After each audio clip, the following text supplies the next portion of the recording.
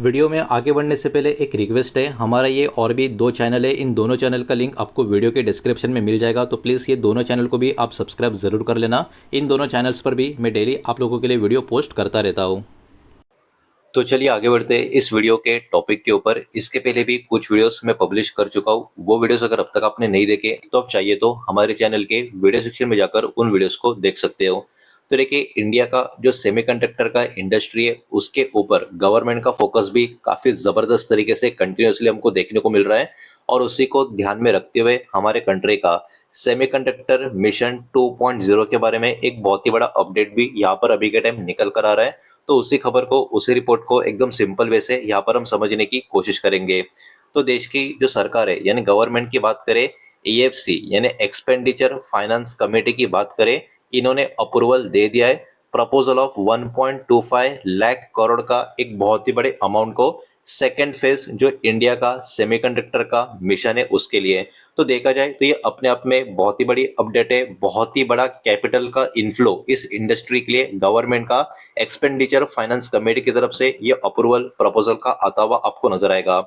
ये जो प्रपोजल है ये इसके लिए कहीं ना कहीं फाइनल अप्रूवल यूनियन कैबिनेट की तरफ से भी यहाँ पर थोड़ा टाइम लगता हुआ नजर आएगा। और जो पहला फेज है इसमें अराउंड 76,000 करोड़ का अमाउंट यहाँ पर अलोकेट किया गया था, जिसके बारे में मैंने आपको वीडियो उस समय बनाकर भी दे दिया था।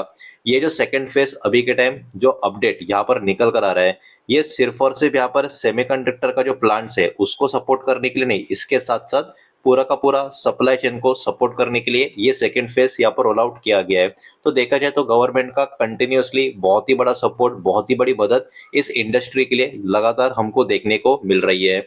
अब देखिए, इसके पीछे जो मेन ऑब्जेक्टिव है, मतलब मेन रीजंस की अगर हम बात करें तो एकदम सिंपल सी बात है। सेमीकंडक्टर का जो इकोसिस्टम है हमारे कंट्री में, उसको और भी मजबूत तरीके से आगे लेकर जाना, बढ़ाना, ये इसके पीछे का सबसे पहला एक इम्पोर्टेंट फैक्टर आपको नजर आएगा।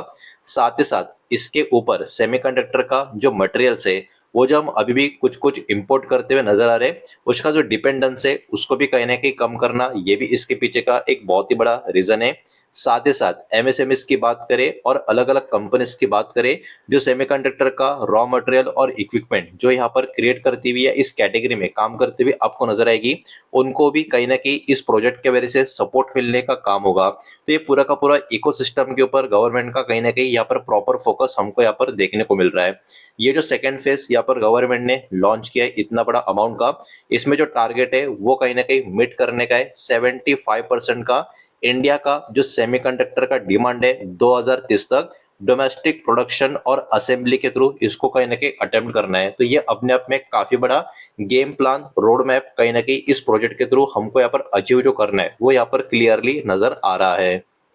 अब देखिए, ये जो सेकंड फेज यहाँ पर रोल आउट किया गया है, जो अप्रूवल प्रपोजल किया गया है, अभी इसमें क्या क्या चीजों को, कौन से इंडस्ट्रीज को यहाँ पर सपोर्ट मिलने वाला है।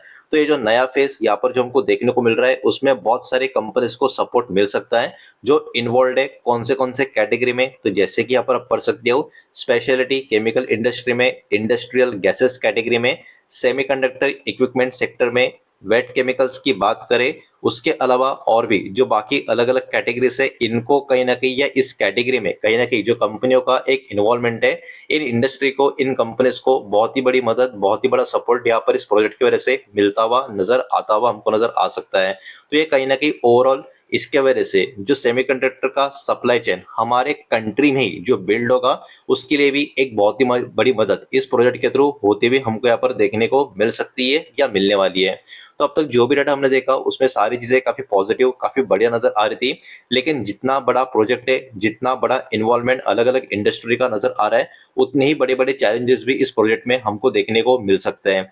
जैसे कि सेमीकंडक्टर का जो प्लांट होता है उसके लिए बहुत ही बड़ी इन्वेस्टमेंट का रिक्वायरमेंट होता है, जो डेफिनेटली अब तक आपको पता चले चुका होगा, बिकॉज इस पॉइंट को मैंने हमेशा आपके सामने कवर करने का काम किया है। और जो प्रोजेक्ट होते हैं ये ऐसा नहीं कि एक दो महीने में कंप्लीट हो जाता है, बिल्कुल नहीं। इस प्रोजेक्ट को, मतलब सेमीकंडक्टर कैटेगरी के प्रोजेक्ट्स को 5 से 7 साल का कहीं ना कहीं ओवरऑल कमर्शियल प्रोडक्शन का भी टाइम लगता हुआ नजर आता है। तो ये अपने आप में वेरी वेरी लॉन्ग टर्म का प्रोजेक्ट आपको यहाँ पर देखने को मिलने वाला है। साथ ही साथ मैन्युफैक्चरिंग की जरूरतें भी बहुत सारी इस इंडस्ट्री में रहती है, जैसे कि पावर सप्लाई इस इंडस्ट्री को कंटिन्यू मिलना चाहिए। बहुत ही बड़ी मात्रा में, लार्ज क्वांटिटी में अल्ट्रा प्योर वाटर मिलना चाहिए। सिर्फ नॉर्मल वाटर की बात नहीं हो रही है, अल्ट्रा प्योर वाटर की बहुत ही बड़ी क्वांटिटी में यहाँ पर जरूरत पड़ती है।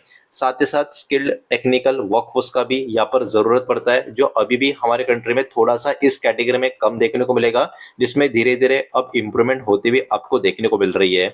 किसी भी प्रकार का इंफ्रास्ट्रक्चर और टेक्नोलॉजी का पार्टनरशिप में डिले अगर हो जाता है तो जो भी प्रोजेक्ट का टाइमलाइन है, जो भी टारगेट है, उसको भी अफेक्ट होता हुआ नजर आ सकता है। तो ये कुछ इंपॉर्टेंट फैक्टर्स है जो चैलेंज के रूप में कहीं ना कहीं यहाँ पर सामने नजर आ सकते हैं। इंडस्ट्री के ऊपर क्या क्या पॉसिबली इम्पैक्ट हमको नजर आ सकता है, तो देखिए, केमिकल और इंडस्ट्रियल गैस कंपनी जो है उनके लिए कहीं ना कहीं ये बहुत ही बड़ा और एक नया बिजनेस अपॉर्चुनिटी क्रिएट करने का काम कर सकता है। इंजीनियरिंग और इक्विपमेंट मैन्युफैक्चरिंग कंपनियां जो है उनके लिए भी ये बेनिफिट मिल सकता है, अगर नया सेमीकंडक्टर का प्रोजेक्ट इस तरीके से, इस स्पीड से इस कैटेगरी में आगे बढ़ते गया तो इसी के साथ साथ बेनिफिट यहाँ पर एक्सपेक्ट किए जा रहे हैं, जो डिपेंड होंगे किस तरीके से प्रोजेक्ट का एग्जीक्यूशन का पेस आगे बढ़ रहा है और कमर्शियल प्रोडक्शन का पेस किस तरीके से आगे बढ़ रहा है। इसके ऊपर भी बहुत सारे बेनिफिट्स का डिपेंडेंसी कंपनी के ऊपर कहीं ना कहीं यहाँ पर बना रहेगा। तो कौन से जो चीजें हैं उसके ऊपर बाजार का फोकस बना रहेगा, यूनियन कैबिनेट की तरफ से फाइनल अप्रूवल कब आ जाता है, साथ ही साथ नया सेमीकंडक्टर का प्रोजेक्ट्स का अनाउंसमेंट भी कैसा निकल कर आता है, ग्राउंड ब्रेकिंग और प्लांट कंस्ट्रक्शन का अपडेट क्या क्या निकल कर आ रहा है, कमर्शियल प्रोडक्शन का टाइमलाइन, ग्लोबल टेक पार्टनरशिप और मैनेजमेंट कमेंट्री, जिन जिन कंपनियों को कहीं ना कहीं ऑर्डर मिलेगा उन मैनेजमेंट का कमेंट्री क्या आता है कंपनी की तरफ से, उसके ऊपर भी मार्केट का कहीं ना कहीं फोकस बना रह सकता है।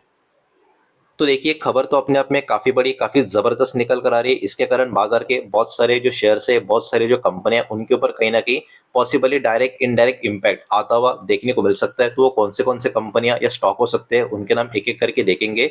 लेकिन उसके पहले वीडियो को लाइक कर देना, वीडियो को शेयर कर देना। पहली बार चैनल पर आ चुके हो तो चैनल को भी सब्सक्राइब जरूर कर देना। और जो भी कंपनी के नाम, स्टॉक के नाम अभी हम देखने वाले, ये किसी भी तरीके का बाय सेल का रिकमेंडेशन नहीं है, इन्वेस्टमेंट का एडवाइस नहीं है।